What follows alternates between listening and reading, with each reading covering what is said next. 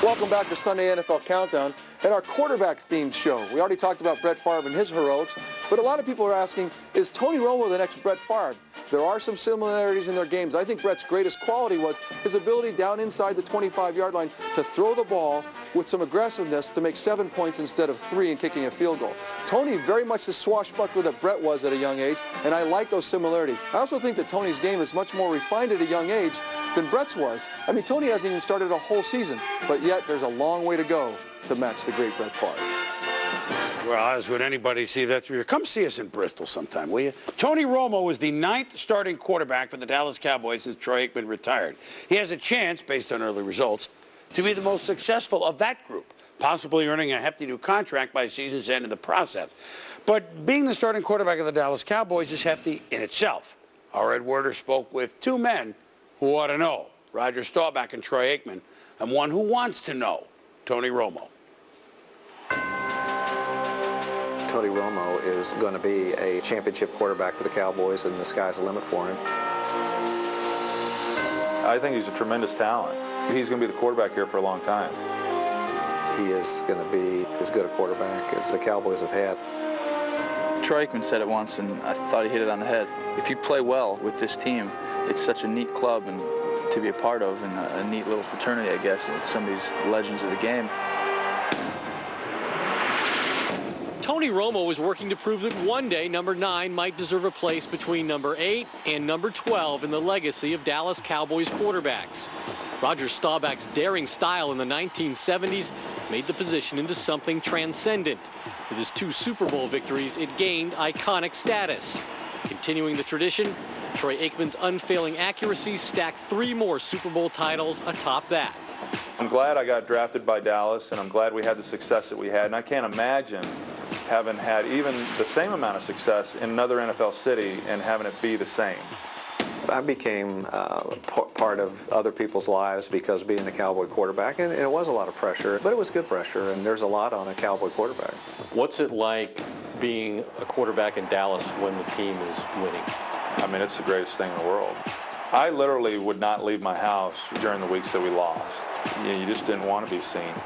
And I know that this town, their heartbeat comes from how the Cowboys do on Sundays. And so a lot of my mood swings would be dependent upon whether or not we won or lost, because it would determine whether or not I was going to have groceries for the week and could get to the store. I can walk around normally. You know, it's a little bit less now. Now I think I get recognized when I go out a little bit. But I just look like your average Joe, so I'm usually okay most of the time. Just beginning his career, Romo's celebrity is already out the door. Got a message for you. Production meeting, 2 o'clock. He's already doing commercial endorsements. 60 stretch, 4. But during the offseason, Romo was criticized for pursuing celebrity just a little too hard. Not only did he judge the Miss Universe pageant, but his relationship with Carrie Underwood created speculation and landed him in the tabloids when he escorted her to the Country Music Awards. How did you guys meet? Well, he sent word that he wanted to say hey sometime. Was that a low moment in Cowboys quarterback history when you were reduced to purse holder at the CMAs? You know, yeah, I don't know. You know, I was just there to help. You know, I'm a secondary character in those situations. It was a fun time. It was a great experience. Romo recently sought advice from Aikman on how he should handle his growing status. You're going to be asked to do a lot of things. You're going to be asked to do a lot of interviews. And just because they ask doesn't mean you have to give it to them.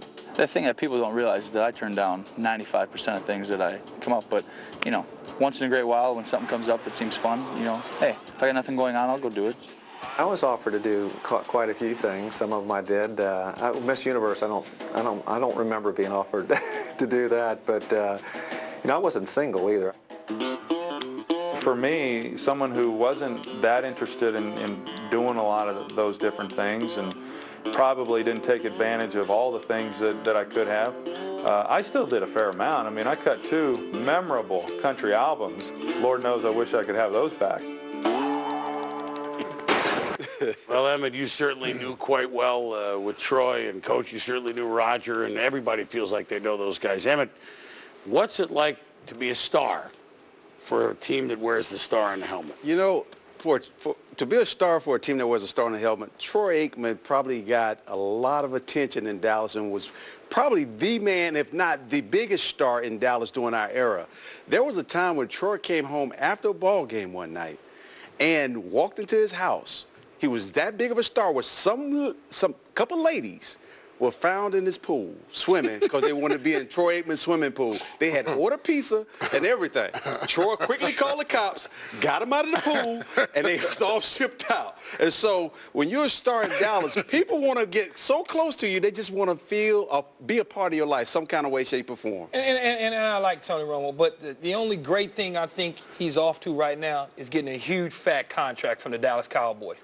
When you think about pro athletes, the word great is used way too often. I mean, there's pros, there's superstars, there's stars. I think he's at a level right now where he's a star. He's an above-average quarterback. He's only played 13 games. Let's not put him in the iconic status of a Roger Staubach or Troy Aikman or Peyton Manning or Tom Brady. Not just yet. Give it time. Let him play 110 games. He's not quite there yet. Well, I tell you what I like about him. I like the way he slips and slides, you know, at the quarterback position. And when he avoids the rush, he doesn't try to run with the football. He's looking downfield to throw it. That's the best thing I see him doing. I love it.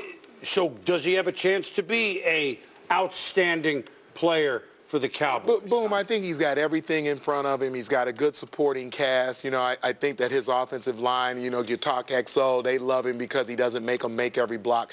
But the thing I love about him is his attitude. And what I mean by that, you heard Steve Young compare him to Brett Favre. He's not afraid to make a mistake. I think that's the beginning of being successful at the quarterback position. I can't go out, Rex Grossman, and be afraid to make a mistake because I might lose my job. Tony Romo right now playing very loose, free-spirited football, but he's got a lot of talent, and that's what makes him have the potential to be great. But Tom, his legacy right now, as it stands to this day, is the fumble snap last year in Seattle. Got to win some Super Bowls. He win a Super Bowl.